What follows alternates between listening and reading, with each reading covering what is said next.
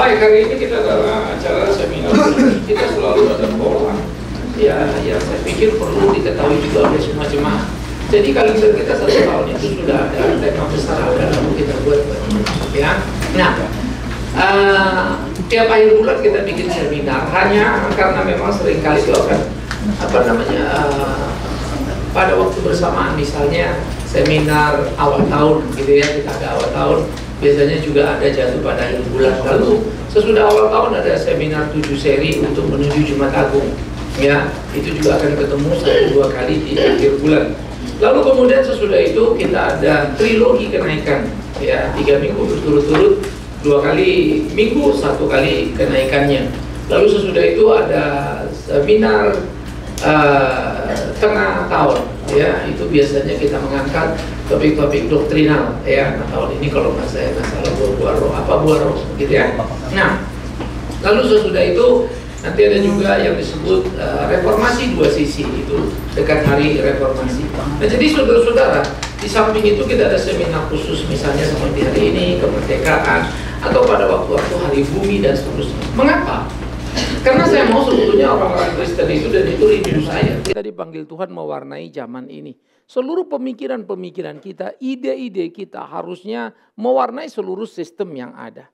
Ya, nah Calvin pernah mengatakan suatu hal yang luar biasa. Tanpa kebenaran firman, Tuhan tidak akan berdiri satu sistem yang baik dalam kehidupan kenegaraan. Nah oleh karena itu pada waktu zaman Calvin, yang namanya majelis itu merupakan di dalam satu majelis kota, separuhnya dari gereja, separuhnya dari pemerintahan. Nah Jenewa yang tadinya penuh dengan pengangguran dan kejahatan berubah total dalam beberapa waktu, nah, kemudian memberikan pencerahan yang luar biasa. Sebetulnya itu yang sedang mulai dikerjakan oleh Ahok di Jakarta, tetapi memang beda konteks sosial saja. Tapi spiritnya, semangatnya memang itu. Itu yang sedang kita kerjakan di Kalimantan, di Kabupaten Landak, bagaimana mengubah wajah kabupaten itu. Ya, dan kita bersyukur bahwa banyak anak-anak kita sudah jadi sarjana, sehingga akhirnya itu menjadi lumbung sarjana. Hanya saja kita tidak bersentuhan dengan dunia politik, sehingga kita tidak bisa berbuat terlalu banyak, ya, dalam konteks itu. Tapi bersyukur tahun ini ada 1 orang kita akan maju menjadi anggota DPRD, lalu 5 tahun ke depan saya harap saya bisa mempersiapkan 5 atau 10 anak lagi, jika Tuhan masih beri umur panjang, ya. Supaya kemudian nanti ada satu hal bagaimana memodelisasi satu kabupaten saja kalau maju dan berubah. Itu indah sekali. Saya tidak percaya ada kabupaten yang miskin. Saya percaya banyak kabupaten yang korup. Ya, semiskin-miskinnya orang miskin kalau dia kerja benar, kerja sungguh. Tanah yang Tuhan beri bisa memberikan dia hidup. Kalau saja semua orang kreatif, barang bekas saja bisa diolah kok. Ada banyak daerah-daerah di Kupang itu terlalu sulit karena terlalu untuk pertanian. Karena tanahnya berbatu-batu. Tetapi ada seorang dari Malang, dia pergi dan merantau ke sana karena tidak ada yang petani. Dia bilang nggak ada yang bertani. Lalu lucu sekali, ide dia sangat sederhana, pergi karena nggak ada yang bertani. Lalu dia bertani di sana di antara batu-batu dan luar biasa dia berhasil dengan baik. Pada waktu muat di Kompas, dia seorang Muslim yang baik. Dia sudah naik haji dan sudah mengirim seluruh keluarganya untuk pergi naik haji tahun demi tahun dan kedua orang tuanya. Dia bilang, saya bersyukur hidup ini. Toh dimanapun kita ada. Kata orang ini daerah berbatu. Tapi bisa jadi daerah pertanian yang bagus. Ada kecenderungan beberapa suku yang malas, yang kurang bertanggung jawab, tapi juga kurang kreatif. Karena hasil pembodohan panjang. Celakanya, gereja hanya duduk berpangku tangan, menikmati keberhasilan hanya untuk dirinya. Tidak mau repot, tidak mau capek untuk yang lain. Nah ini penting. Nah, karena itulah, pola kebaktian kita, kalau saudara perhatikan, saudara rekam itu luar biasa tiap dari waktu ke waktu sepanjang 1 tahun. Nah bagi saya sebetulnya ini sulit. Karena harus melompat-lompat dari tema ke politik nanti, tema ke doktrinal, tema ke praktikal, tema ke historical. Dalam 1 tahun itu harus saya kerjakan terus. Ya, tapi saya bersyukur kita sudah 7 kali 11 misalnya seri salib. Ya, nanti akan ada lagi rally Natal kalau kita akhir ya Desember. Jadi Natal kita mulai Desember 1, perjamuan kudus 2, 3, 4 dan seterusnya. Nah pola liturgi kita juga berubah dan berbeda. Ya kalau yang kebaktian ekspositori kita akan pisah itu. Tapi kalau kebaktian seminar ya biasanya doa pengakuan dosa dan doa pembukaan digabung. Ya. Nah nanti kalau seminar ini karena ada waktu untuk tanya jawab, maka dia kemudian tidak ada diisi dengan paduan suara atau core gitu. Tapi tampaknya para pengerja kita perlu memperhatikannya. Saya mengapresiasi anak-anak muda nyanyi dan jangan hanya hari ini. Nah, saya harap kemarin kita diskus juga ngobrol-ngobrol sambil asal lalu karena Katie bilang mau latihan. Tuh nyanyi anak-anak pemuda sama anak sekolah minggu. Waduh bikin 2 suara paduan gitu ya. Ih keren banget gitu loh. Ya. Tetapi tidak bisa hanya mau nyanyi baru latihan. Buat satu pola sebulan sekali atau sebulan 2 kali latihan terus. Di Jawa Tengah pada waktu paduan suara juara dunia dari Klaten. Pelatihnya dari anak Institut Seni Jogja. Dia cerita sama saya, Pak. Belum pernah ada judul orang Jawa itu apalagi dari kampung, dari Klaten. Juara dunia paduan suara. Baru kali itu memang. Dan pada waktu itu pelindung mereka adalah Bapak Pangdam Jaya pada waktu itu Pak Darpito. Ya, jadi anak muda ini cerita sama saya. Anak muda belum menikah. Saya bilang lu gila juga gitu. Bagaimana ngelatihnya? Dari kelas 3 SD sampai SMA beberapa. Waduh itu luar biasa. Mereka juara dunia dari Klaten. Jadi saya selalu bilang tidak ada suku Batak, Ambon lalu jadi juara dunia. Kalau malas belajar ya hampur juga itu. Tetapi siapa yang rajin melatih dirinya akan luar biasa. Nah kalian di sini tinggal menata pola. Saya selalu diinspirasi oleh banyak hal. Sister Egg misalnya ya. Suaranya lele diolah-olah. Jadi ngepas bagus gitu. Itu namanya kreatif. Ya. Nah hanya saja saya bukan pelatihan paduan suara. Nah, biarlah itu porsi anak-anak saya. Ya. Porsi saya khotbah saja sudah. Nah yang bagian-bagian seperti ini saya harap menginspirasi kita di dalam kita memahami seminar kali ini. Apa sih yang kamu maksud dengan merdeka? Merdeka itu meliputi banyak aspek, kali ini kita bicara politik. Yuk merdeka juga dari kemalasan, merdeka juga dari rutinitas, membangun dirinya, terus bergerak. Ya, saya sudah bolak-balik orang tanya kemarin ke acara keluarga, Bang, abang sering banget masuk rumah sakit, kupikir nggak datang hari ini. Ya memang saya langganan rumah sakit. Ya, orang nggak kaget kalau dengar saya lagi masuk rumah sakit, nginep sekian malam begitu. Tetapi saya tidak akan pernah menjadikan sakit alasan saya untuk tidak bertindak. No, saya tidak pernah akan menjadikan sakit alasan saya untuk tidak berpikir. Kecuali parah banget. Malam kemarin kami pulang dari Lampung acara keluarga. Ya pesawatnya delaynya cukup panjang. Akhirnya jam 12 tank baru sampai rumah. Sementara hari ini seminar. Di otak saya sudah ada konsepnya tapi mesti bikin PowerPoint-nya. Maka buatlah PowerPoint jam 1 lewatlah saya tidur. Ya, capek sekali pada waktu itu. Sebetulnya cukup alasan saya sudah berkelahi dalam diri. Nggak usah pakai PowerPoint lah, kan kau memang capek. Udah begitulah kurang lebih ya. Nah tetapi akhirnya saya pikir enggak bisa, saya lawan. Capek saya akhirnya selesai juga PowerPoint-nya. Paling tidak sampai sekarang seperti yang saya pernah katakan. Kalau saya mimpin seminar pasti full PowerPoint. Ya pasti pakai PowerPoint. Nah saya lagi mau jaga janji saya, maka kemarin saya tidurnya rada telat dan capek setengah mati. Ya, tetapi ini membuat saya rasa puas dalam hidup mengabdi kepada Tuhanku yang sangat memuaskan hidupku. Ya, aku bersyukur pada Dia untuk tiap apa yang Dia lakukan. Nah, saya berharap kalian menikmati itu masing-masing dalam hidup ini. Ya, menyemangati khususnya anak-anak muda sehingga betul-betul mampu untuk bertindak berbakti. Nah, seluruh jemaat tahu tata kelola ibadah kita. Seluruh jemaat mengerti apa-apa yang penting untuk kita tumbuh kembangkan. Lagu-lagu di NKB misalnya di KJ, banyak lagu-lagu yang belum kita take over untuk masuk di dalam kumpulan pujian. Saudara misalnya, ingat lagu ini bagus, info ke pengerja. Ya, supaya kita masukkan ke koleksi lagu kita untuk masuk di dalam PowerPoint. Sehingga nanti bisa pindahin lagunya cepat begitu. Lagu ini bagus gitu ya. Sampai sekarang saya pikir lagu malam tahun baru itu paling bagus itu lagu Batak. Nang moru 21 tahun gitu ya. Sudah baru kurang 1 tahun begitu ya. Sudah begini. Itu satu-satunya lagu yang sangat pas sekali. Dan nyanyiinnya itu alunan nadanya. Saya selalu kalau nyanyi itu nangis. Berasa tua soalnya ya. Sudah lewat lagi setahun, belum apa-apa lagi. Wah perenungan itu kita nyesel. Banyak sekali kesalahan kita lihat. Aduh Tuhan ampun gitu. Sia-sia 1 tahun. Ya menarik ya. Jadi saya pikir ini penting untuk kita tumbuh kembangkan. Nah di antara kalian misalnya ada anak-anak yang suka kreatif bikin lagu silakan. Nanti kita rekam masuk studio ya. Kok diam? Ada studio kita di lantai 4. Naik kalian ke 4 ya. Nah nanti latihan anak-anak muda ini juga begitu. Di lantai 4 kita ada green screen. Bikin duduk polanya masuk di YouTube gitu loh. Cemplungin ke YouTube. Jadi orang lihat, ini siapa ini? Wah, GRI, Gereja Reformasi Indonesia, kan keren, ya. Jadi jangan berhenti, ya. Oke, sekarang kita akan membicarakan seminar ini, ya. Ini memang bagian dari seminar khusus, ya. Ini kemana ini?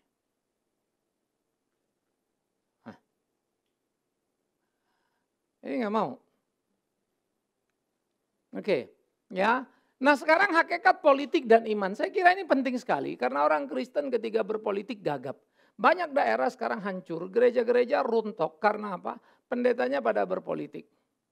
Dan pendeta itu merasakan dan berpikir hidupnya banyak berubah karena uangnya lebih banyak waktu dia melayani. Miris sekali, terlalu murah panggilannya. Dan mereka gadaikan saudara. Nah oleh karena itu ini penting sekali hati-hati. Ya.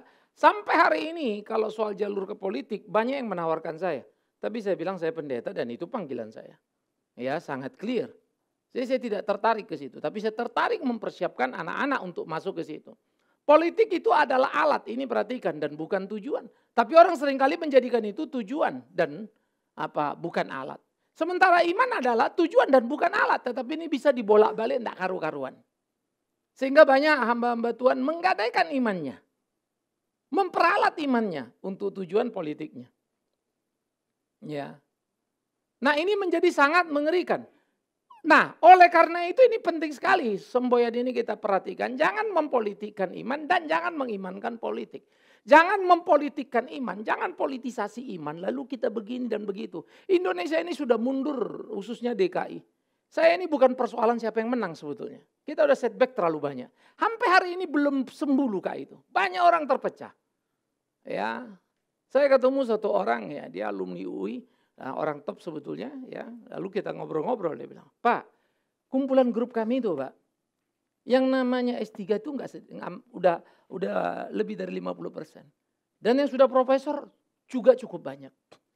You tahu, Pak, banyak yang kelahi di dalam grup itu, lalu ada yang leave, ada yang di-remove dan seterusnya. Akhirnya musuhan. Dokter pun jadi bodoh, saudara. Bagaimana ini? Keluarga pun begitu. Yang sebetulnya sangat educated. Tetapi berkelahi karena politik. Nah politik itu bergeser. Anda boleh punya pilihan berbeda. Itu soal sederhana. Menang kalah itu harus disikapi dengan bijaksana. Tapi jangan pernah main kasar. Supaya penilaian bahwa Anda baik itulah yang terjadi. Ya, bukan mengakali situasi. Nah kalau kemudian mempolitikkan iman ini kan jadi repot. Calonnya agamanya A. Mesti A, kalau enggak dosa, ya kan kacau kita. Yang diperlukan republik ini siapa yang mampu dan siapa yang pintar. Dan bertanggung jawab. Saya Kristen, saya akan pilih Jokowi yang Islam itu. Bagi saya, dia seringkali lebih Kristen dari banyak orang Kristen yang oportunis. Yang saya kenal. Di dalam dunia politik. Memalukan. Ya. Nah jadi kita harus realistis, ini kita lagi bicara politik bukan agama. Di sini kita seiman, yes namanya gereja. Begitu keluarkan kita nggak bergaul pilih-pilih imannya. Kau imannya apa? Saya imannya bukan Kristen. Anda boleh jadi pembantuku. Mati kau nunggu malaikat datang. Siapa yang mau jadi pembantumu misalnya? Ya. Bagaimana kamu bisa mengatur itu kan begitu. Apa pegawai itu mesti cek apa imannya? No. Kalau memang kamu betul Kristen yang baik, terima. Yang tidak Kristen, tunjukkan pada dia kualitas keimanan kita kayak apa. Itu kompetisi. Nah jadi jangan pernah mempolitikkan iman. Sebaliknya jangan mengimankan politik. Sehingga itu menjadi sebuah keyakinan. Itu adalah sekadar ideologi tetapi bukan teologi yang harus menguasai kita. Ya. Nah kita mesti bermain di sini ini lincah begitu. Sehingga tidak terjebak saudara. Banyak orang berpikir dia mengerti politik karena dia bermain politik atau ada di arena politik. Ya, lalu dia berpikir dia mengerti. No. Saya kalau banyak diskus orang akhirnya politik itu adalah pekerjaan. Padahal politik adalah idealisme yang ditumbuh kembangkan untuk menimbulkan kesejahteraan. Ya. Maka di waktu lampau itu memang orang-orang kalau di Amerika negara demokrasi yang makin tinggi, orang-orang yang pergi politik itu adalah mereka-mereka yang sering ada pergerakan di dalam dunia masyarakat. Mereka punya idealisme yang bagus mau mengembangkan masyarakat masuk politik. Atau orang-orang kaya yang merasa hidup saya ini sudah kaya raya, sudah banyak. Untuk apa mau diabdikan? Masuklah mereka ke politik. Sehingga uang itu bukan jadi tujuan mereka. Tapi politik bagaimana mensejahterakan rakyat itu. Ya.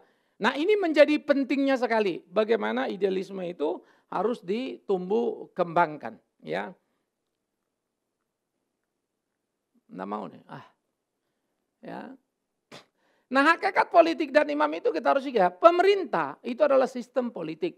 Indonesia menganut trias politika. Beberapa waktu lalu sudah saya bicarakan, ya. Eksekutif, legislatif, yudikatif. Nah, legislatif membuat undang-undang, menyusun legalitasnya. Eksekutif mengeksekusinya, yudikatif mengawasi hukum itu sendiri bergerak. Nah, itu datang dari trias politika dikembangkan oleh Montesquieu, seorang Prancis yang adalah seorang Kristen dan belajar dari gereja. Miris ya. Gereja ini dibilang tidak bisa. Yang namanya siapapun kalau sendiri pasti korup. Nah, pada waktu itu kita belum ada yang namanya gereja terpecah-pecah. Lalu dia melihat contoh seperti pada waktu itu adalah kepausan. Korup sekali. Kalau satu orang tanpa kontrol. Itu korup. Gereja-gereja modern sekarang pun banyak. Ya pendetanya, ownernya, ya korup. Ya. Mengerikan sekali. Nah, oleh karena itu, ia mendirikan apa yang disebut trias politika. Maka kekuasaan itu dibagi 3. Maka kalau 3 ini duduk rapat bersama, ini aneh bin ajaib nih. Biarkan 3 itu berkelahi dalam tanda petik saling mengkritisi pada bagian yang memang salah. DPR harus kita kritisi. Duduk bolak-balik 1 tahun. Tidak ada perubahan undang-undang yang bagus dibuatnya. Undang-undang yang salah tidak diubahnya. KUHP kita baik pidana, perdata sampai sekarang. Warisan Belanda paling banyak di sana dan kurang kontekstual. Yudikatif jual beli. Tidak jelas reasonnya apa, 1 orang bisa bebas. Tidak jelas pula reasonnya apa, tahu-tahu orang itu masuk penjara. Eksekutif dipercaya mengelola dana, ditilepnya pula dana itu. Karena memang dana pada dia, bukan pada legislatif, bukan pada yudikatif. Maka terjadilah sebetulnya kolusi yang sangat mengerikan. Padahal pemerintah itu adalah satu sistem yang tadi itu dari Allah, bagaimana itu harus dijalankan. Dia ditetapkan oleh Allah. Dia adalah alat Allah. Tetapi alat itu bisa menjadi positif negatif. Positif adalah bagaimana dia memajukan kita, negatif Tuhan pakai dia menghajar kita. Tuhan pakai Babel untuk membawa orang Yehuda ke pembuangan. Tetapi kemudian hari Tuhan pakai Persia yang dua-duanya kafir. Untuk memberi keselamatan, kesejahteraan untuk orang-orang Yehuda boleh pulang ke Israel, ke Yerusalem. Di dalam kepemimpinan Zerubabel, Esra dan Nehemia. Wah, itu keren sekali. Lalu bangun lagi. Jadi kalau kita belajar Alkitab dan meluat semua sudut. Kristen itu bukan sekedar bagaimana besok cari uang, berdoa, dapat ini, dapat itu. Bukan itu. Kalau itu tidak perlu kalian jadi Kristen kan begitu. Semua agama juga begitu. Tidak beragama pun begitu. Ya, jadi komunis saja kita. Emang siapa bilang komunis miskin? Kan enggak. Banyak orang-orang China sana di RRC sana yang kaya raya sekarang. Orang-orang hebat dalam berusaha. Iyo, konsep mereka, cara berpikirnya mengagumkan. Ya, bagaimana mereka mengguncang dunia. Ya, ini penting sekali. Di dalam fenomena ya, kalau kita bilang dagangnya konstruksi, dagang apa itu biasa. Tetapi kalau kayak Jack Ma bikin Alibaba, itu terobosan-terobosan ide, itu yang luar biasa. Ya, Amazon sekarang Jeff itu sudah menjadi orang kaya dari 3 besar. Ya, dia sudah menggeser Bill Gates. Kemarin dia naik nomor 1. Dia online bisnis yang luar biasa. You mau di Amazon beli apapun, beli mobil pun ada. Sampai beli private jet ada di Amazon. Gila ya. You mau beli apa? Beli istri. Kayaknya ada di Ladeni. Gila ini Amazon. Apa yang gak ada di situ? Edan betul. Ya. Nah itu ide-ide yang menerobos. Ya. Facebook, penemu-penemu ya. Microsoft, si Bill Gates. Tapi udah mulai ketinggalan nih eranya. Sekarang era baru lagi. Sampai pada satu waktu nanti kita nggak akan pernah lagi ke mall. Mall menuju titik nadirnya. Khususnya di negara-negara maju. Maka di negara-negara berkembang seperti kita, mall besar-besar akan jadi bahaya luar biasa. Tinggal nunggu waktu saja. Ya, kita dagang online. Saya suka kaos tapi mahal harganya. Anak saya tunjukin, Pak ini, buset bisa di bawah 50% harganya. Jadi saya kecanduan belanja, kanan saya suruh lihat ada model bagus, ada Pak, online.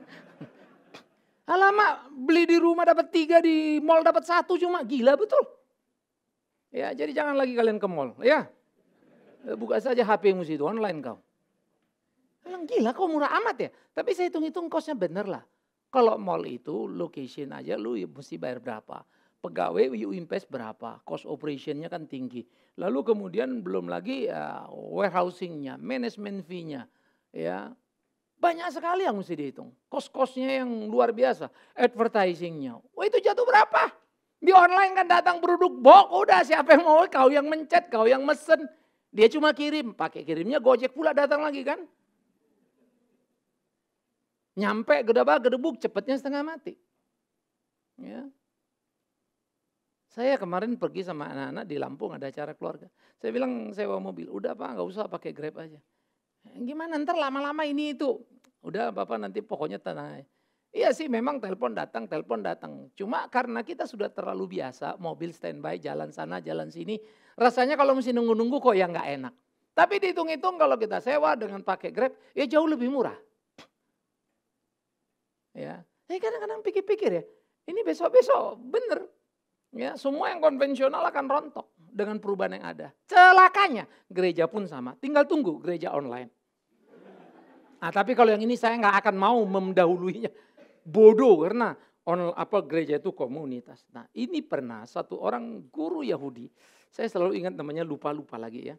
Jadi dia ada di Amerika, dia punya online websitenya. Tiap hari dikunjungi 500.000 orang. Ya, jadi rohani. Ya, jadi seluruh orang-orang Yahudi banyak seluruh dunia. Bahkan non-Yahudi membaca idenya si Rabi ini. Nah satu kali ada seorang peneliti, dia datang ke tempat itu. Ini gila orang. Apa sih kayak apa? Dia kaget ketika ketemu Rabi Yahudi itu ditanyakan dari mana you kelola ini. Dia bawa ke bawah ke keller. Keller itu ruang bawah tanah biasanya nyimpan-nyimpan wine atau barang-barang lain lah kayak gudang lah begitu ya. Keller itu dirapikan ya. Nah di situ ada 4 apa 5 anak. Dari SMP sampai SMA. Mereka yang kerjain semua komputer kan seneng mereka. Oh asik. Nah kontennya si Rabi. Jadi idenya ini anak-anak bikin animasinya ada segala macamnya. Ini SMP sampai SMA. Si Rabi ini hanya satu. Saya waktu itu pikir-pikir ya gila ya. Kalau dapat anak-anak begitu hebat bener. Ya, anak-anak kita susah duduk depan komputer karena masih lebih suka nge-mall. Tapi kalau kita ajak ke mall, ada yang bantuin kita komputer. Kita yang pusing ke mallnya ya. Wah ini anak-anak di keller loh. Mereka kerja pergi sekolah pulang main. Daripada main game, betul juga kan. Akhirnya mempengaruhi 500.000 orang. Every day. Itu website paling gila itu. Ya. Di Korea kemarin sudah menuju 375.000. Satu ada media online. Tiap hari dikunjungi orang segitu itu udah dianggap hebat. Ya sekarang saya enggak tahu puncak tertinggi siapa. Tetapi kira-kira 15 tahun lampau itu Rabi itu 500.000 orang. Ya. Bagaimana pengaruhnya itu begitu besar. Nah saya sebetulnya memerlukan kreativitas orang di sekitar saya. Mengelola bahan saya. Saya ini produktif dalam memproduksi bahan, tapi kurang kreatif untuk bermain dengan IT karena memang saya sangat gaptek. Boro-boro bikin itu, mencet handphone aja bisa bolak-balik salah. Ya. Nah, jadi di dalam bagian-bagian seperti itulah kita perlu sebagai sebuah tim. Nah, inilah sebetulnya dia sistem. Jadi Allah memakai tadi dari semuanya untuk kemuliaan namanya. Tapi ada yang positif, ada yang negatif. Positif seperti Babel membuang Yehuda, membawa Yehuda jadi pembuangan. Tetapi Persia untuk memberikan Yehuda kepulangan. Dua-dua di tangan Allah. Dua-dua ditetapkan Allah. Jadi jangan pernah cengeng merengek hanya kalau kita dijajah. Jangan cengeng merengek hanya karena kita dianiaya lalu menjual iman. Tidak boleh. Jangan marah lalu bilang, Tuhan kenapa begini? Kenapa? Emang ada apa? Jangankan kita. Yesus saja yang manusia suci itu babak belur kok. Apalagi kita. Pantes kan? Ya, nah jadi ini kita mesti perhatikan. Oleh karena itulah pemerintahan yang benar akan mewujudkan kebenaran dan keadilan sesuai firman Allah. Lalu kita bilang gimana yang negatif? Lihatlah Babel. Babel membawa Yehuda menjadi orang buangan ke Babel. Disitulah Babel dimurnikan. Maka pulanglah generasi baru. Akhirnya gak ada lagi raja. Sejak itu habis kerajaan. Masuklah mereka di era kebingungan. Selama 1948 tambah kurang lebih 500, 2448 tahunan kurang lebih. Sampai mereka merdeka dan akhirnya jadi republik. Satu raja selalu korup dan bikin masalah. Cara Tuhan memodifikasi. Wih. Dulu kan mereka teokrasi ya, Tuhan yang memerintah. Tetapi orang-orang Israel minta raja. Itu zaman Samuel. Sampai Tuhan bilang, Samuel bukan kau yang ditolak, aku. Kasih. Babak belurlah mereka di era raja. Dibuang oleh Tuhan. Sesudah utara hancur, terakhir selatan. Akhirnya bangsa ini sudah tidak lagi menjadi kerajaan. That's the last. Tapi Allah cerita ini, sejarah ini kita lihat. Apa yang kau minta, itu malapetaka kamu. Maka jangan pernah melawan Tuhan untuk apa yang Dia beri. Kalau kau laki-laki, setialah laki-laki. Jangan minta jadi perempuan, Tuhan tidak pernah kasih. Ya, apalagi kau lawan Tuhan. Hanya dengan operasi. Kan kacau. Ya, udah itu tetap Tuhan. You boleh miskin tapi jangan boleh mencuri. Ya. Jangan jadi begitu. Kamu boleh jelek tapi tetap santun. Jangan pula sudah jelek ganas pula lagi. Repot nanti. Ya. Jadi kita mesti tahu dirilah kan gitu ya. Nah oleh karena itulah pemerintahan yang benar itu mewujudkan firman Allah. Tidak ada pemerintah yang tidak dari Allah, itu Roma 13. Saya suka sekali kalau membaca Alkitab, ya lari gila. Ini ada gak kira-kira idenya? Ada gak kira-kira? Waduh udah kalau ketemu itu gila ya. Hebat betul Alkitab. Dia bukan teoritis ABCD-nya, tetapi konsepnya, kontennya itu clear. Kita tinggal kembang-kembang saja mau apa dan mau kemana. Ya, ini yang perlu untuk kita perhatikan. Ya. Kemudian saudara, merdeka dari perbudakan politik. Saya senang sekali ketika Yeremia berbicara, kalian memang dibuang, tapi usahakanlah kesejahteraan kota. Di mana kalian dibuang? Bingung juga ya, orang Yehuda jadi orang buangan di Babel, tapi harus mengusahakan kesejahteraan Babel. Tapi Daniel menjadi satu bukti yang tidak bisa dilupakan. Ya, Sadrak, Mesak, Abednego menjadi wujud keimanan yang tidak pernah mencintai kekuasaan.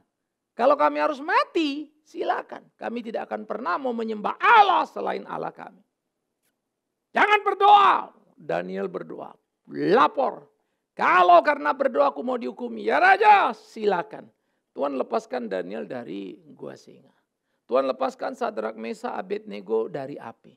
Tapi kalimatnya menarik. Ya Raja. Kalau kau masukkan kami ke api, Tuhan bisa menolong kami. Koma, ini yang menarik. Namun, jikalau kami mati, Allah tetap Allah. Itu sangat menginspirasi saya. Jangan harap saya tidak akan terus menjalankan tugas pelayanan anak-anak fisik saya. Kalau memang aku mati, ya waktuku mati. Tapi selama aku bisa kerja, aku kerjakan. Bagianku, berobat, makan obat, ya lakukan. Istirahat, ya kerjakan. Tapi tidak ada kata untuk berhenti dengan dalih dan alasan apapun. Nah, hidup ini harus kita jalani. Tuhan bisa bebaskan Sadrak, Mesak, Abednego karena Dia mau. Tapi Tuhan bisa Sadrak, Mesak, Abednego mati dalam api kalau Tuhan mau. Begitu hidup kita. Bisa umur panjang, umur pendek, ya bagaimana Dia mau. Nah karena itulah kita harus memperhatikan baik-baik bagaimana iman Kristen itu seharusnya mewarnai politik. Karena kita tahu mau di atas, mau di bawah apapun kita, Tuhan menjaga.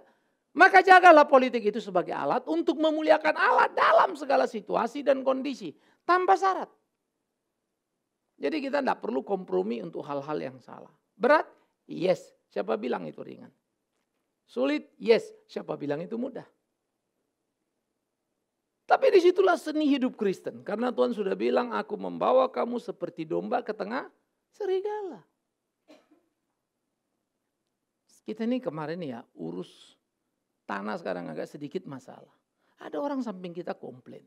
Dia bilang Mika itu tanah dia ada di daerah Mika. Lalu BPN datang sudah ukur. Dan betul ada tanah dia di sekitar kita. Di dalam pagar kita. Dia klaim 1000. BPN ukur cuma 75 meter. 1,5 kali 50. Sampai orang BPN juga bilang, saya juga gak ngerti Bapak itu Pak. Dia ngotot. Lah kan kita pakai alat semua. Oke. Tetapi yang mirisnya gara-gara itu kita mesti pergi ke sana. Pak Yuke pergi. Saya pergi lagi. Lalu urus kemudian. Lihat konstelasinya semua. Baru kita juga kaget. Karena ada tanah yang dihibahkan orang ke kita. Semua ada surat menyurat 1.500 meter. Yang dia rupanya belum serahkan ke kita, belum dipecah dari sertifikatnya. Jadi saya kemarin BAP di polisi. Ya, habis dari polisi, saya kadang-kadang unik juga karena bupati telepon. Ya, ke orang kita ajudannya telepon. Pak Bigman udah ditunggu sama bupati. Saya bilang polisi kan, cepat lu kau BAP udah mesti jalan aku. Udah tungguin bupati. Siap, Pak, sebentar. Jadi lucu juga ya. Cepat-cepat ya. Karena dari tadi kami juga ngobrol-ngobrol sebetulnya. Karena begitu saya datang ke Kapolres dulu. Ketemu Kapolres ngobrol-ngobrol, Kapolres panggil Kasat Serse. Tolong ini diatensi, dibereskan. Masuk ke dalam. Jadi ya BAP itu udahlah pokoknya kita ngisi situ. Jadi gini Pak ya. Ya sudah. Panggil bupati pergi, dari bupati ke BPN. Kepala BPN lalu cerita lapor. Wah kalau gitu ini penggelapan. Yes. Cuman saya bilang, kita nggak mau pusing. Kalau dia ngakuin ya sudah balikkan tanah kita close. Tapi kalau dia nggak mau juga ya apa boleh buat. Ya kita ke sidang. Nah, pulangnya saya mampir ketemu lagi Kajari. Itu kalau naik ya nggak tahu lah. Saya di P21 lah nanti itu. Tapi waktu pulang saya mikir. Baru saya sadar. Gila. Tadi gue ketemu Kapolres, ketemu Bupati, ketemu Kepala BPN, ketemu Kajari. Dalam 1 hari belum semua selesai lalu pulang Jakarta. God thanks. Padahal perginya saya udah tegang rada ini kurang ajar apa. Waduh agak mumuan lah begitu. Pulang tuh saya mikir ya. Baru bilang aduh Tuhan ampun. Kalau ceramah aja aku bisa sabar ya. Begitu ngalamin berat juga. Kita nggak nyangka loh itu. Dulu Kak Jari ini deket karena ngurusin PLN. PLN dipanggil sampai mau dipenjarakan. Karena kita ditawarin pasang listrik gereja 12 juta untuk 5.500. Ternyata itu cuma 5,5 juta di Jakarta. 5 juta di Jakarta, 5,5 di Pontianak. Saya bilang kalau 6 juta saya masih mau ngerti lah. Walaupun sebetulnya nggak bisa, itu mestinya 5,5. Titik. Ya. Kita lapor Kajari panggil. Sikonnya situasinya memang ya hubungan kita kalau ke beberapa titik itu sih lebih enak lah begitu ya. Jadi saya juga nggak ngerti, Tuhan waktunya pas apa pas. Baru saya bilang, aduh Tuhan thank you.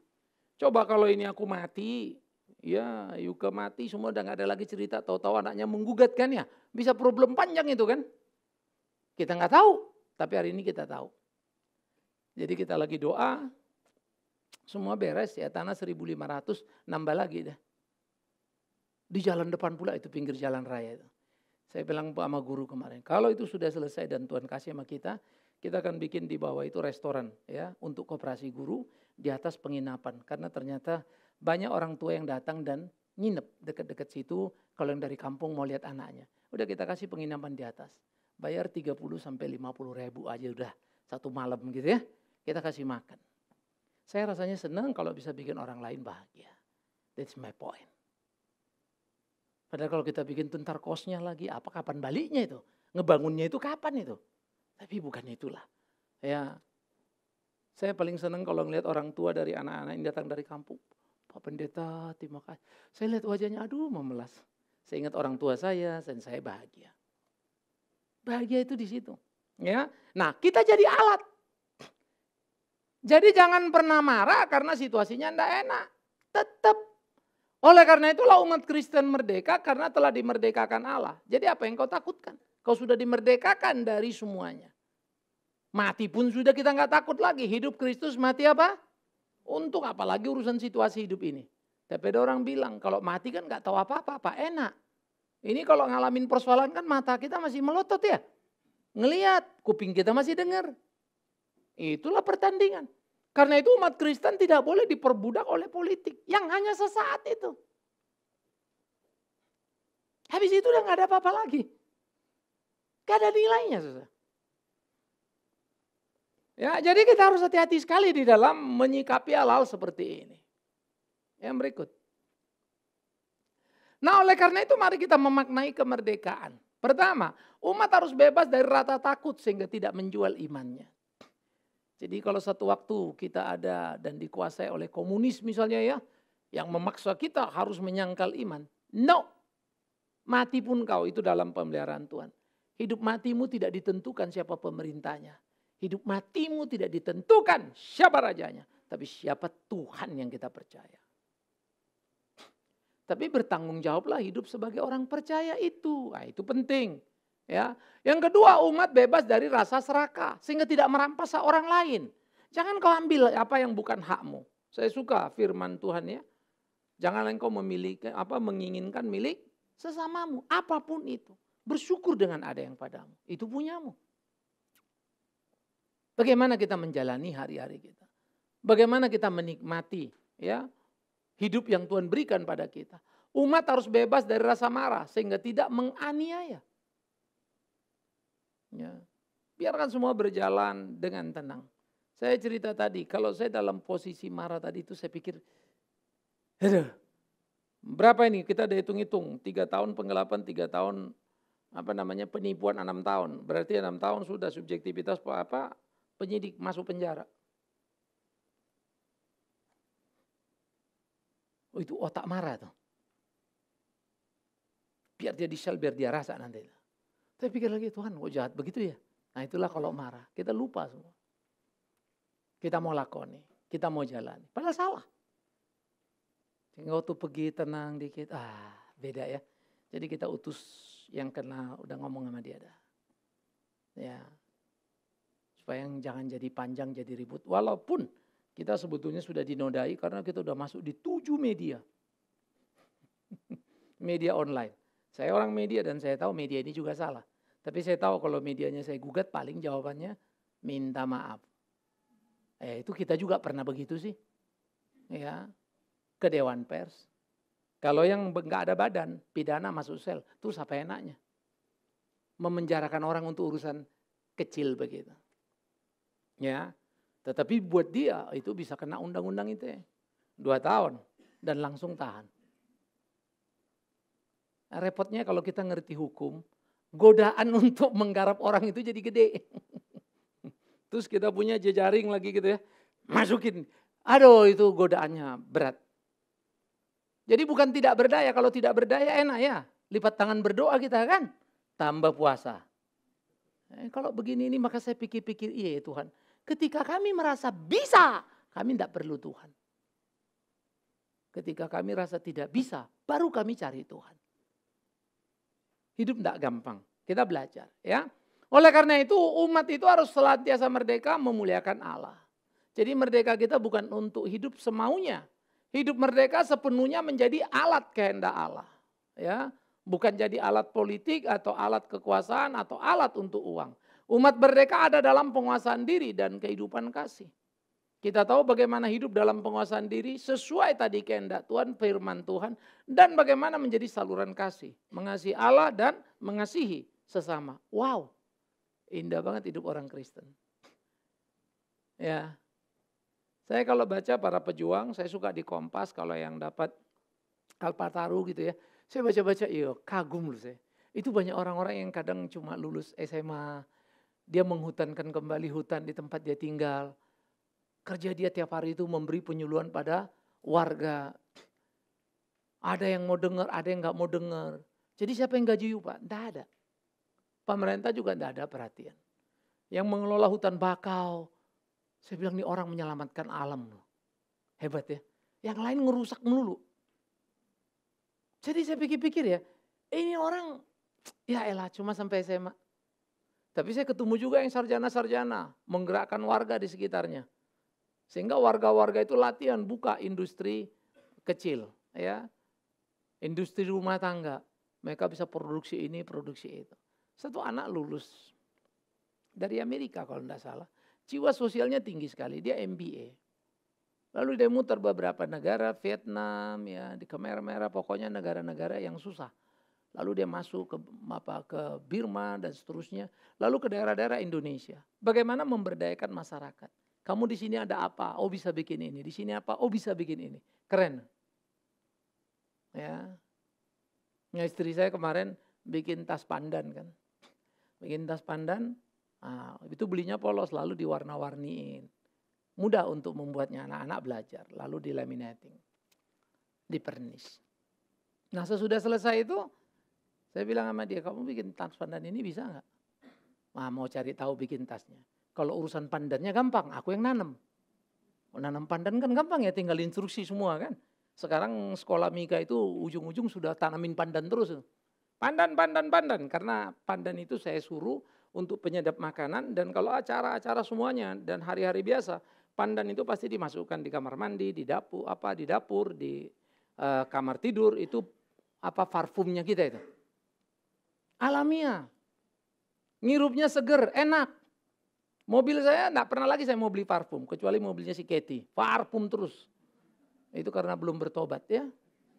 Mobil saya cintailah alam. Pandan. Sopir saya ikat. Taruh bawah. Rasa enak.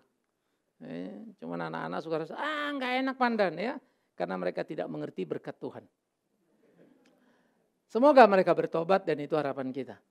Jadi kita bisa menikmati belas kasihan Tuhan. Tuhan itu baik loh saudara. Ya kalau sekeliling rumah ya ada bunga kemuning. Apalagi sedap malam ya. Sedap malam cuma agak susah tumbuhnya. Kita mesti maintainnya baik. Kalau kemuning itu sekali tumbuh gak usah diurusin kan. Pas dia bunga putih keluar. Saya tuh suka bermalam-malam di dalam. Baru masuk ke rumah. Enak rasanya nyiumin baunya itu. Rumah saya ini ya cuma jarak 3 meter. Sini belimbing, sini jambu udah kelahi mereka di atas sekarang. Tapi dua-duanya berbuah. Yang lagi kutunggu rambutan binje. Lama banget buah, bandel sekali nih. Dasar orang Medan kau bilang. Mentang-mentang aku siantar, seenakmu saja kan gitu ya. Mestinya udah tumbuh dia. Ya. Lambat sekali. Yang pohon sirsak nempel cuma 1 meter naik. Jadi saya udah hitung-hitung kira-kira nanti mereka begini ketemu di atas gitu loh. Ya sekarang kan pagar saya tanamin bougainville semua. Jadi kalau nyari rumahku gampang ya, rumah bougainville. Nggak usah kau cari lagi nomornya. Pokoknya nggak ada bougainville-nya, cuma itu di tanah tinggi yang paling banyak. Ya, jadi dari jauh pun udah kelihatan merah, orange, ungu, putih, keren. Ya, rumah orang kaya ya. Kaya perkebunan. Oke, yang berikut. Nikmatilah hidup itu, memang itu indah kan Tuhan kasih kita. Oleh karena itu ingat ini. Ini saya sebut sebagai peringatan dini. Jangan pernah menjadikan gereja panggung politik. Kalian boleh berpolitik, tapi jangan pernah duduk di sini. Saudara-saudara berdiri, saya calon dari partai ini, tolonglah pilih saya. Jangan, majelis tidak boleh, mau sampai kapanpun Bing Manseret mati, tidak boleh dipakai. Banyak orang partai yang ngomong sama saya, Pak saya ngomong tempat itu. Enggak. Kapolres kemarin itu orangnya masih muda, bagus sekali dia bicara. Pak, saya kadang-kadang berpikir satu waktu saya mau jadi full time. Gue bilang, lu jarang polisi begini ya. Ya. Wah, falsafah hidup dia terus ngomong, iya Pak hidup ini kan begini. Yang lebih kocak lagi saya ketemu Kapolres, saya ketemu Kepala BPN. Pak, sebetulnya saya penggemar Bapak. Fans saya juga rupanya, dengerin di YouTube. Alamak Tuhan, baik kali lah Tuhan ini buka jalan kan. Jadi kita ngomong juga enak aja. Nah kalau kau udah tahu aku kan kau dengar khotbahku, aku enggak minta macam-macam. Kembalikan haknya siapa ya, milih siapa. Itu aja. Siap-siap Pak. Ya. Nah terus di Kapolres ini saya minta, kalau gini idemu bagus sekali tuh. Ngomong kau di SKM ya, di sekolah kita. Siap Pak, nah, dia mau nih. Kita lagi mau atur supaya anak-anak itu belajar. You lihat nih, dia udah let call ya. Masih muda anaknya, 30-an something. Jadi dia sudah memberikan satu hal yang luar biasa, bagaimana hidup mereka berjalan. Istrinya itu di Bank Mandiri tadi levelnya sudah cukup tinggi. Tapi daripada kita pisah-pisah, paknya istri saya mundur. Kalau dia di kabupaten udah gak bisa lagi, dia udah lewat posisinya. Terlalu tinggi. Jadi sekarang ngurusin anak-anak saja. Nah saudara-saudara di dalam bagian seperti ini saya bilang, yuk bagus sekali ide hidupnya. Kita suruh dia untuk bicara di SKM. Ya. Nah, oleh karena itu jangan jadikan panggung politik. Jangan pernah berpolitik demi harta. Sekarang ini Indonesia ini susah. Dijualnya semuanya berpolitik dia. Kalau berhasil diambilnya lagi modalnya dari situ. Kalau nggak berhasil ya gila dia, lari-lari telanjang. Dicari bank dia kolektor. Kan begitu banyak. Banyak loh yang begitu habis-habisan. Jangan pernah begitu. Itulah kalau politik mainnya uang. Berpolitik maju-maju aja, dipilih syukur enggak sudah, mau apa kau? Tapi kerjaanmu bagus enggak, prestasimu bagus enggak? Itu yang penting. Ya. Kalau menang dalam politik, uang itu memang masih dibilang uang mengatur semuanya, itu ada betulnya. Ya. Jangan pernah berpolitik untuk menganiaya. Sudah jago kau. Saudaramu pun kau perkarakan. Kau telepon Kapolres supaya dimasukkan sel. Nah, itu kejadian yang di Jawa Timur. Ingat nggak urusan tanah keluarga? Dia tulis gini, digugat dia sama saudaranya yang anggota DPR. Semua orang kirim itu, change ORG itu juga lepaskan siapa namanya saya lupa. Saya juga ngikut tuh. Gila ini saudara apa ini? Semua orang mengkritik dia. Urusannya pun urusan nggak seberapa, cuma rasa karena dia dipermalukan. Wah, harga diri yang nggak jelas-jelas. Padahal kawan ini bikin status di Facebook, tidak directly, tidak nyebut nama. Sebetulnya itu nggak bisa, cuma dia tahu itu kejadiannya dia. Tapi dalam ITE tidak bisa itu. Cuma karena dia anggota dewan, saudaranya ini orang miskin, bukannya dibantunya, dijebloskannya. Kadang-kadang kalau udah begitu aku pengen jadi presiden itu. Aku tangkap loh orang ini kan gitu. Kurang ajar betul. Saya enak gitu ngeliat anak yang di Bogor itu ya, yang gugat orang tuanya urusan rumah itu. Itu anak paling gila itu. Wah, anak sama sejahat-jahatnya emakmu ya emakmu itu. Apalagi emaknya ngeliat tua, nggak jahat. Kelihatan kan model mukanya.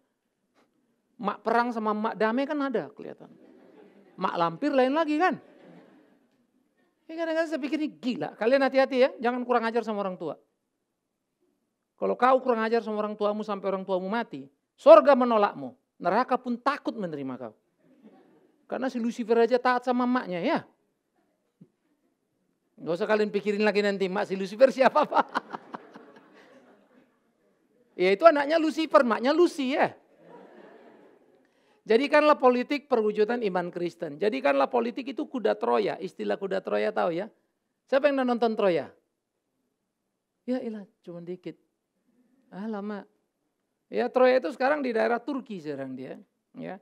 Jadi itu ada satu kuda. Dulu itu kan mau masuk menembus daerah mereka itu enggak bisa. Yunani dengan jagoannya pun Archides yang ikut perang enggak bisa. Sampai akhirnya ada satu ide dimasukkanlah kuda Troya ini sebagai kuda sesembahan. Mereka terima.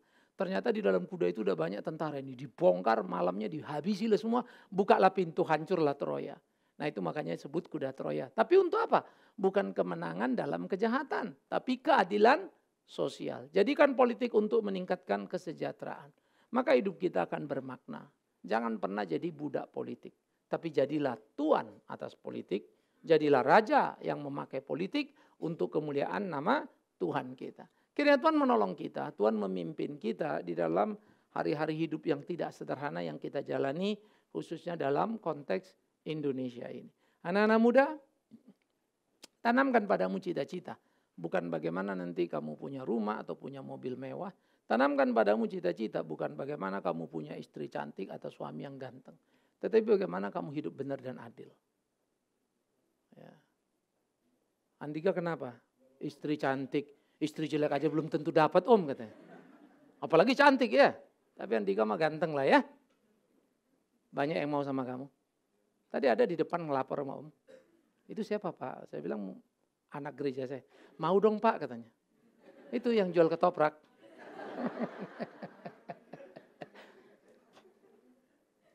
Kalian mah keren-keren main musik bikin kreatif ya. Jadi maju untuk Tuhan. Oke, saya pikir saya stop sampai sini. Silakan kalau ada yang mau bertanya, khususnya dalam konteks ini. Mari. Saya harap anak-anak muda yang punya cita-cita bagus bertanya ya, mengkritisi. Ayo, yang muda-muda terutama. Kalau yang tua-tua kan udah tinggal tunggu panggilan. Tapi bukan berarti yang tua nggak boleh nanya ya. Silakan. Loh, mana yang muda-muda ini? Apa cita-citamu? Nggak pengen kau jadi bupati? Anak-anak Kalimantan. Coba kalian berdiri yang dari SKM mana semua. Baik yang masih kuliah maupun yang udah kerja. Coba berdiri dulu biar orang lihat. Berdiri, nggak tahu arti berdiri. 3 tambah berapa kalian sekarang nih? 2, 4, berapa ini? 3, 7, 3, 10 ya. Ada 10 orang. Jadi nanti tinggal di asrama sana. 11, ada si Yudi lagi ya. Yang mau kembali kau kan? Enggak, dia dulu guru kita, sekarang dia merantau. Ngajar di IPK. Tapi kemudian dia sadar bahwa panggilan Tuhan itu ke Kalimantan gitu. Jadi sudah agak sedikit ada pertobatan lah. Ya, dia ya. Oke, thank you. Ya. Jadi kita belajar bagaimana hidup memaknai ya. Saya senang bawa anak-anak ini ke sini walaupun kepala saya sering pusing mereka bikin. Sebagian sakitku sebetulnya tanggung jawab mereka ini. Ya. Jadi nanti rumah pastor itu ada 6 kamar. 1 kamar itu kita isi kurang lebih di bawah 4 kali 2, 8 anak. Di atas 10, 12 anak bisa. Rumah pastori sekarang. Nanti kalau kalian datang situ lihat dibagi-baginya gimana. Siapa yang bagi Pak? Arsiteknya Pendeta Bigman Sirait. Makanya itu salah ini bongkar. Cilaka juga ini. Kadang kok ini kurang enak ya beloknya. Lu bongkar di dindingnya. Pindahin ke sini aja. Adalah 2 kali bongkar ya. Tapi cuma 2 kali sih. Udah oke lah itu untuk ukuran orang yang meraba-raba gitu ya. Oke. Ada?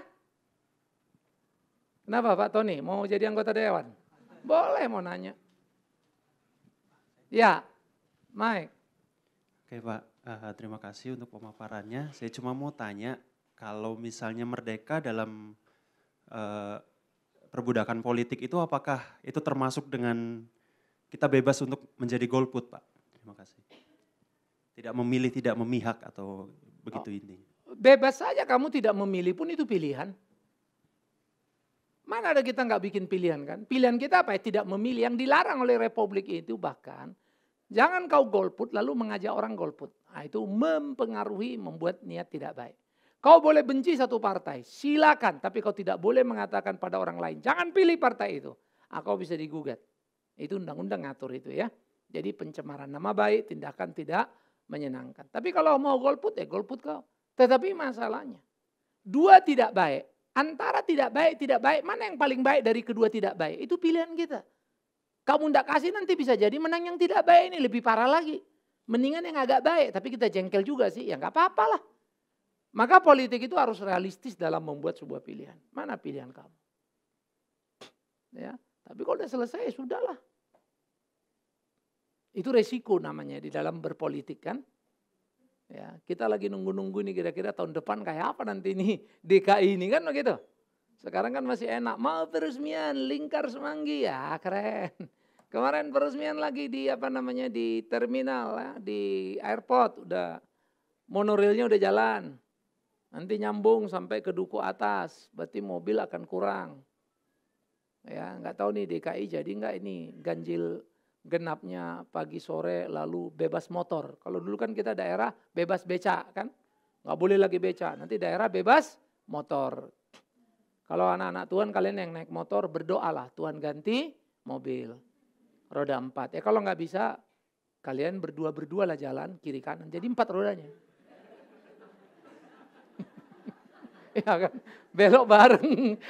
Itu perlu kesehatian sih. Bagus juga idenya ya. Diikat pakai ini. Kan ini motor Pak, belok roda 4, 2 setirnya. Ya jadi boleh saja Mike ya, enggak ada masalah. Tetapi hitungan-hitungan tadi. Tidak memilih pun kita, 1 suara hilang. Padahal orang itu menang ditentukan 1 suara. Ya.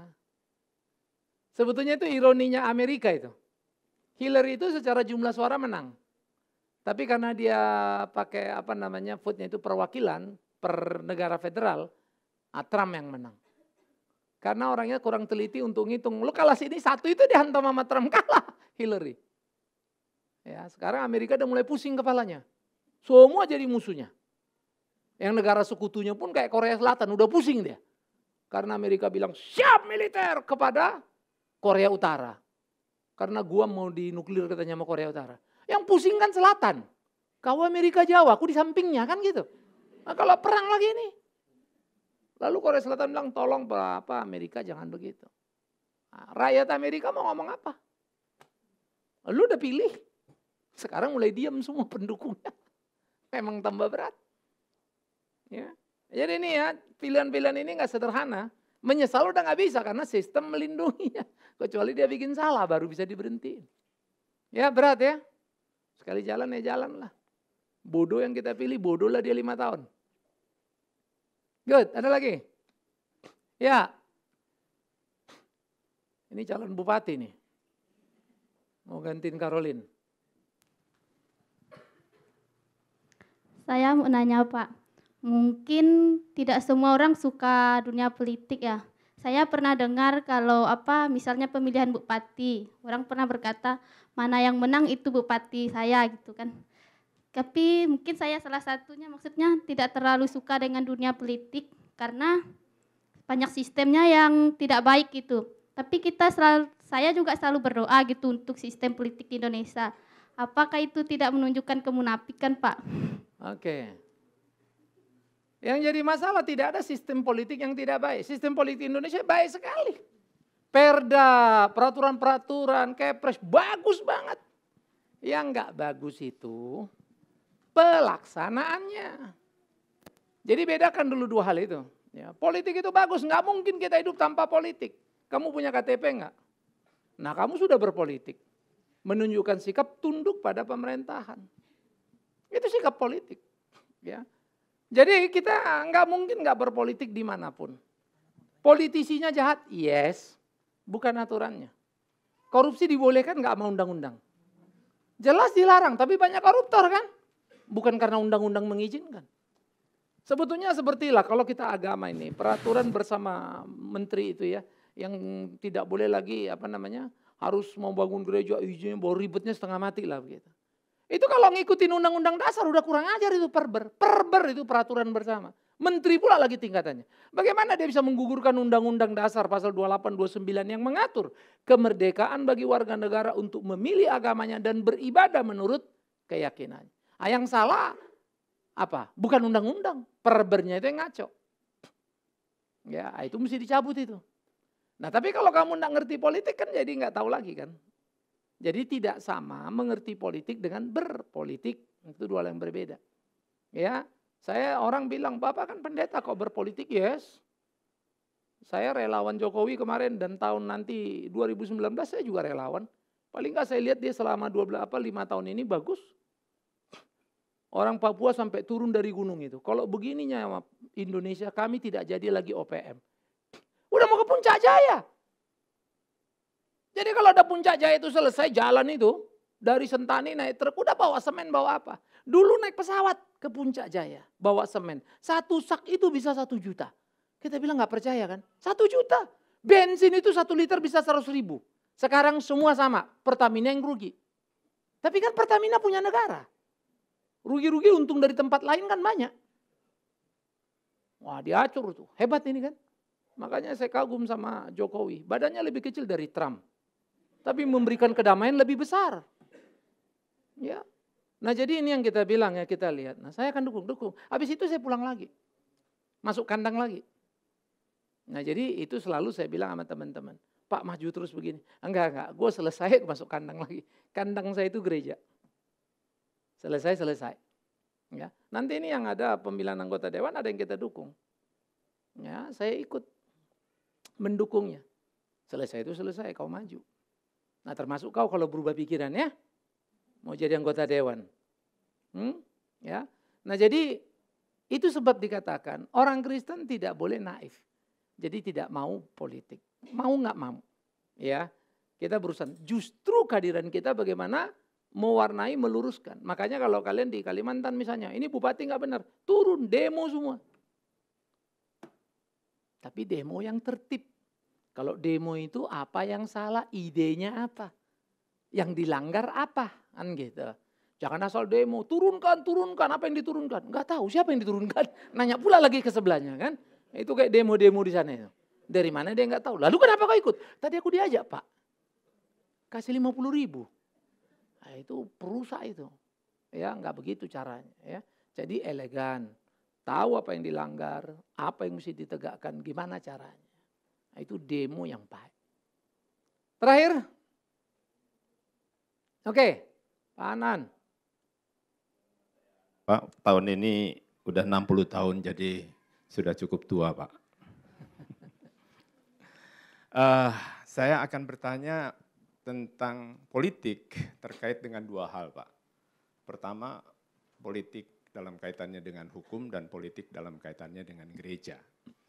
Nah pengertian yang saya peroleh politik itu adalah art and science. Sebenarnya makanya ada prihatin juga saya kalau masih ada kaum muda yang masih punya persepsi yang keliru tentang politik. Politik itu adalah sesuatu yang amat sangat indah kalau kita praktekkan gitu. Dan tentunya harus dikaji dengan keilmuan atau sains. Ya sehingga dalam berjalan kita bisa sesuai dengan kehendak Tuhan. Nah yang saya pertanyakan begini, saya baca di dalam 1 Korintus 6 ayat 1 sampai 7 itu terkait dengan profesi saya sebagai lawyer. Itu di sana dikatakan, adanya saja perkara di antara kalian adalah hal yang memalukan. Apakah tidak ada seorang pun yang dapat menyelesaikan hal-hal yang sepele? Masakan perkara yang kecil aja kita harus selesaikan kepada orang-orang yang tidak mengenal Allah. Itu dalam konteks waktu Paulus Pak ya. Nah, di dalam konteks kekinian itu seperti apa kita harus bertindak. Nah itu dalam kaitannya dengan hukum. Nah dengan gereja sendiri, kita tahu bahwa gereja kita kekristenan adalah syiar. Kita harus menyampaikan keimanan kita ini juga kepada orang lain. Nah strategi apa dalam gereja kita yang akan kita gunakan Pak? Terima kasih. Oke. Yang pertama di dalam kaitan hukum, kritik Paulus kepada gereja pada waktu itu. Karena mereka saling memakan sendiri pada dirinya dan menjual dirinya kepada Roma. Itu terjadi di Smyrna. Orang Yahudi menjilat kepada pemerintahan Smyrna untuk menghantam orang Kristen. Yang notabene Yahudi dan Kristen ini sama-sama monoteis. Lalu ada orang-orang lain juga menjerumuskan temannya. Sama seperti Yudas menjual Tuhan Yesus kurang lebih. Cuman Yudas dalam bahasa yang lebih vulgar kelakuannya. Tetapi dalam dunia politik pun banyak sekali dalam legalitas hukum pun banyak sekali mereka ribut dan tidak bisa menyelesaikannya. Nah, makanya sebetulnya sistemnya di Israel itu udah dibagi kan, ada kepala atas masing-masing suku. Lalu suku-suku ini di atasnya ada hakim-hakim kan gitu. Kayak yang di zaman dulu dikerankan oleh Musa, digantikan oleh hakim-hakim. Tapi mereka udah nggak mau ini, pakai raja. Hanya mereka saling menggugat satu dengan lainnya. Ya. Nah, sampai sekarang hal itu muncul, yes. Ya, tapi bukan pada sistem pengadilan yang aktual, artinya begini. Kita ini berperkara 2 orang tinggal di negara mayoritas yang non Kristen ya, mau nggak mau ya jaksanya polisinya juga non Kristen kan begitu ya, bisa kejadian kan. Nah sehingga apakah kemudian kalau pergi ke pengadilan itu berarti kita sedang berbicara dengan orang yang tidak Kristen lalu tidak benar? Enggak, karena pengadilan atau hukum diatur secara prinsipil benar. Maka siapapun yang punya hak diambil orang lain silakan bawa ke pengadilan walaupun jaksa atau polisinya itu bukan Kristen. Tapi berjalanlah sesuai undang-undang yang berlaku. Dan jangan pernah menyelewengkannya. Itu satu. Sehingga memang di dalam hal seperti ini penting sekali menjalankan tugas yang kita kerjakan itu. Ya. Nah jadi di dalam pertumbuhan perkembangan konteks kehidupan berbangsa bernegara perlu sekali kita menyikapinya dengan jernih. Yang kedua, sekarang kita ini gereja itu kan syiar gitu ya, misi yang harus dikembangkan. Tapi misi tidak selalu serta-merta sama dengan KKR. Nah ini agak sedikit salah juga, fatal ada orang kesalahan pada orang Kristen berpikir syiar itu harus KKR. Ya, harus datang sama orang lalu mempengaruhi supaya orang itu jadi ikut agama kita. Nah itu sebab di Indonesia yang konteks majoritinya adalah non-Kristen ini jadi problema banyak. Maka ada undang-undang tidak tertulis, jangan kau syiarkan agamamu kepada orang yang sudah punya agama. Karena di Republik ini nggak ada yang kafir. Oh ini bahasa bagus juga. Kalau mau kau syiarkan agamamu, syiarkan sama yang kafir itu. Mengapa? Karena ekses politik yang dimunculkan. Kemarin kira-kira ada 20 atau 30 ketua ondo api suku-suku di Papua yang mau pergi naik haji. Nah itu masuk koran, masuk kemana-mana ya, konyol juga kan ya. Disiarkan gitu. Tapi ada juga artis yang non Kristen masuk jadi Kristen, syiar juga. Jadi saya kadang-kadang pikir ini lagi syiar atau kompetisi. Mau jual apa ini kan sebetulnya gitu. Karena saya terlalu percaya jiwa yang ditangkap Tuhan tidak bisa lepas. Jiwa yang lari sana sini, itu barang jualan itu. Nah, tetapi gereja apa yang harus dilakukan? Saya suka. Amanat agung pergilah ke seluruh dunia beritakan Injil. Itu bukan amanat agung satu-satunya. Istilah amanat agung adalah diberikan terhadap perintah itu. Yang ngasih ini gereja nih di awal-awal. Beritakan Injil. Tapi ini pun gereja di waktu lampau mesti dikoreksi. Amanat agung itu ada 2 aspek. Pertama pemberitaan. Yang kedua kasihlah Tuhan Allahmu dengan segenap hatimu, jiwamu, akal budimu, dan sesamamu manusia seperti dirimu sendiri. Jadi bukan bagaimana orang itu sekedar masuk Kristen, tapi memahami hakikat Allah. Ini yang tidak mudah. Makanya kemudian kita seringkali bertumpu pada kekuatan artis kalau mau KKR kan. Akhirnya di situ, bukan artisnya tidak boleh, tapi mencari artis yang sungguh-sungguh, itu panggilan kita. Ya. Nah jadi saudara-saudara, ini yang perlu untuk kita lakoni sama-sama, sehingga kita harus syiar dan jalankan itu. Tinggal konteksnya seperti apa, kita pintar-pintar di situ. Saya ambil contoh saja karena itu kita kerjakan. Kalau kita syiar di kota, kita tidak mau berbenturan langsung, membuang energi yang tidak perlu. Ada satu orang membangun satu sekolah Kristen di lingkungan majoritinya non-Kristen. Ribut. Saya bilang ya iyalah, kau masuk ke kandang orang, kau gonggong di situ, ya ngamuk lah orang. Ngapain juga kamu ke situ? Emang darah Kristen sudah bagus semua. Itu sebab kita Mika itu saya tetapkan membangun sekolah unggulan di kantong-kantong Kristen. Banyak yang kere, banyak yang miskin, banyak yang susah. Ngapain you buang energi di sana capek-capek? Cuman itu yang jadi berita. Contoh saja lah. Kemarin kita mau diliput oleh satu televisi pernah. Pak kita mau liput khusus. Bagus silakan saya bilang. Sekolah-sekolah yang inspiratif yang maju.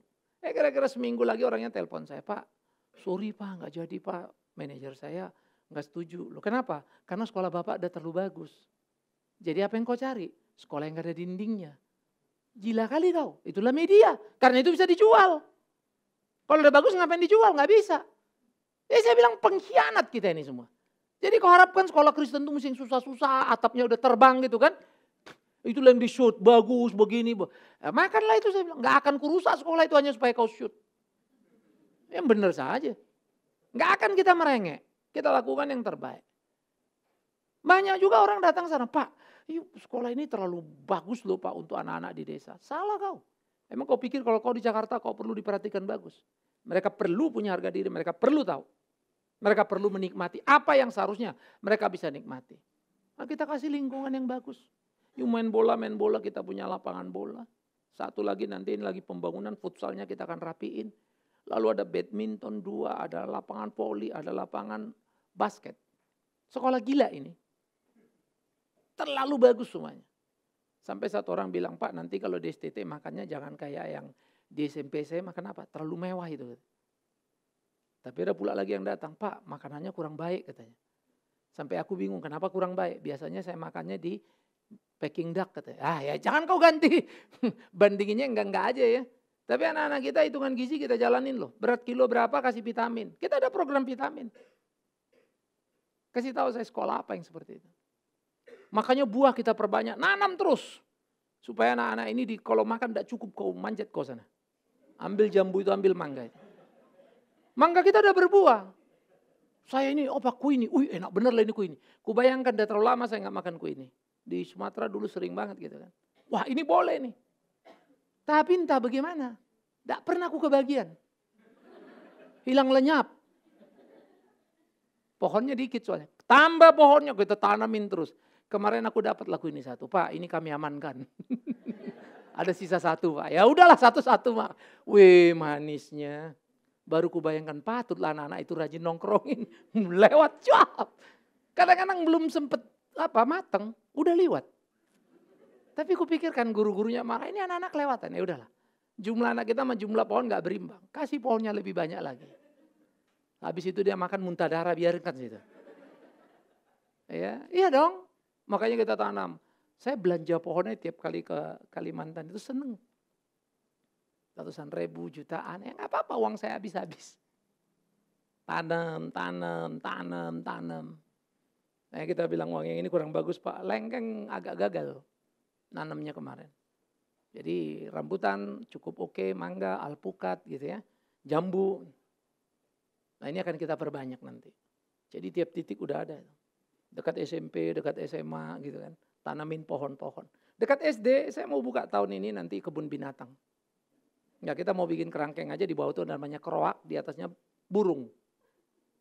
Tahu kroak? Hah? Siapa yang tahu kroak? Coba angkat tangan. Si Ajan angkat tangan tinggi-tinggi. Kau makan itu bukan kau tahu lagi. Ya kroak itu kayak bebek tapi setengah terbang gitu. Kroak. Suaranya memang kroak. Maka orang Kalimantan bilang kroak. Dia tinggal di semak-semak, nah kita mau bikin nih di bawah. Sehingga keruak. Cara nangkapnya juga unik loh. Dia kepalanya kalau jalan lurus begitu, nah ini ada tali taruh begitu ya. Jadi ke kepala cuk dapat. Antik juga cara nangkapnya. Jadi kita kasih bambu, ujungnya tali cek masuk gitu. Ya ada guru kita yang jago nangkap. Ya, makan dagingnya enak katanya. Dan saya bilang nggak boleh dimakan, pelihara. Lalu burung-burung. Jadi saya sekarang udah mulai tahun depan ini karena pohonnya udah mulai tumbuh besar. Tiap kali jalan nanti mau udah cari titik-titik di mana orang jual burung. Beli sepasang, lepas di kebun kita. Karena sekarang semua burung kumpul ke daerah kita. Karena daerah semua dibabatin jadi sawit. Mereka mengungsi. Ya, memang kita udah bikin undang-undang. Daerah bebas perburuan. Itu anak-anak dulu berburu di situ. Sekarang kita udah bangun sekitar lingkungan itu, jalan, jadi kita awasi sekarang. Bangun lagi rumah paling belakang, paling pojok. Jadi orang nggak bisa lagi bermain seenaknya karena sudah ada orang di sana. Ya, nah itu sebab pertanyaannya jadi sederhana. Andai kata umpama nih, saya juga suka angan-angan nih jadi bupati. Waduh tuh landak saya hitung-hitung. APBD-nya saya hitung potensinya. Bisa bangun. Ya, tapi memang aku enggak mau. Makanya si Katie ku tanya, mau enggak kau jadi bupati? Ya, aku jadikan kau nanti ya. Jadi kira-kira kan kita bilang apa sih yang bisa kita bikin? Nah kalian lah yang lagi pergi apa suatu waktu berpikir. Tapi jangan mau jadi bupati. Ngurus diri mau jadi bisa kan gawat. Ngurus kerjaan Anda beres bagaimana mau jadi bupati ya. Jadi semangat kita mewarnai itu. Penting. Karena sebetulnya kewajiban negara, kewajiban kabupaten, bupati mensejahterakan rakyat di mana ada. Ya, tidak semua kabupaten seperti Landak misalnya yang memberi program beasiswa untuk murid-murid. Nah, itu karena kita bikin lalu bupati bilang, bagus juga Pak Bigman. Kita akan bikin juga. Bagus Pak, karena kita juga nggak kuat kirim beasiswa semua. Maka anak-anak kita yang pertama dari SKM memenuhi kuota untuk beasiswa pemerintah. Ya, karena anak-anak kita kompetitif banget. Jadi 80% pasti kita yang rebut semua. Nah sekarang anak-anak kita dari program pemerintah sudah ada 3 dokter. Ya, tahun ini 1 lagi yang terakhir lulus, yang 2 sudah praktek. Ya, cuma sayangnya begitu mereka lulus, bingung yang ini mana yang tua-tua yang mestinya ada diganti ini nggak berani ganti bupatinya, nunggu mati katanya. Ya, artinya pensiun lagi itu baru. Tapi telat ya, anak-anak muda ini kreatif semua. Nggak kepake sayang juga. Ajudan bupati tahun lalu alumni kita. Ajudan bupati sekarang alumni kita. Jadi enak kita manggil-manggil. Kasih tahu ke ibu. Siapa ya. Kalau kita datangkan bapaknya ya. Nah ya kita doa satu waktu bupati pun ya anak kita juga lah. Bisa ngerti ya. Jadi mau nggak mau yuk mesti begitu. Ya APDN sekarang STPDN ya, Sekolah Tinggi Pemerintahan Dalam Negeri. Tahun lalu 5 besarnya itu anak alumni kita. Lulusan terbaik yang diterima. Keren kan? Saya nggak ngikutin yang itu tapi waktu lapor orang tuanya, oh God thanks. Makanya anak kita sudah 200-an lebih sarjana. Yang di beasiswa Mika aja 60 sekian itu saya pun enggak hafal satu-satu. Orang ini tiap hari ketemu saya enggak hafal namanya. Kecuali yang sering bikin masalah. Karena terpaksa aku marahin terus jadi ku hafal lah namanya kan. Kau lagi kan begitu. Ya, jadi ini bagian yang perlu dipahami ya. Kita lihat dan kita kembangkan. Oke, saya harap kalian, saya mau tanya sebelum tutup. Yang belum pernah ke Kalimantan coba angkat tangan. Ya, oke. Tinggi-tinggi lah dulu. Oke, Tuhan mengampunimu ya. Saya selalu berharap itu bagian dari gereja kita. Pergilah, lihatlah.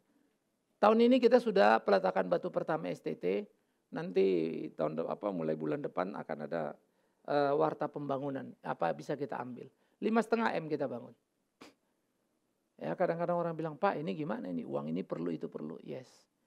Tapi perlu saya kerjakan selagi hidup. Tuhan pasti tolong kita, pimpin kita. Jadi 5,5 M biaya yang kita perlukan untuk bangun STT ini. Ya, nah kita berdoa supaya itu jalan. Padahal begitu STT-nya selesai urusan, kita menjemput maut namanya itu ya. Sudah subsidi SD, SMP, SMA, STT, subsidi lagi. Ngatur dosen terbang lagi, wah saya udah ngitung-ngitung lalu lintasnya berapa duit nih. Ya, tapi biarlah Tuhan tolong kita, pimpin kita, lakukan yang terbaik. Tuhan pasti berkati. Selamat buat semuanya, maju terus dan jangan pernah berhenti berkarya.